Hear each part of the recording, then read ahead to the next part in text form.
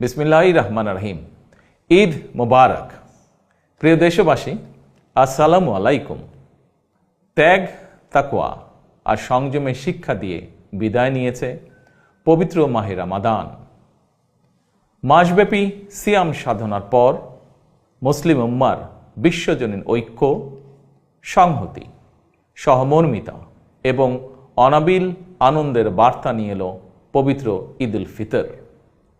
প্রতিটি ঘরে, প্রতিটি পরিবারে ঈদ আনন্দ পৌঁছে যাক সকলের তরে।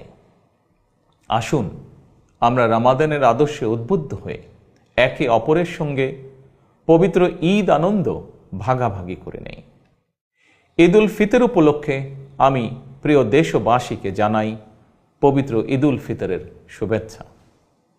বাংলাদেশ সহ বিশ্ব মুসলিম উম্মার প্রতি জানাই আন্তরিক অভিনন্দন ও মোবারকবাদ। ঈদ মোবারক। আল্লাহ হাফেজ।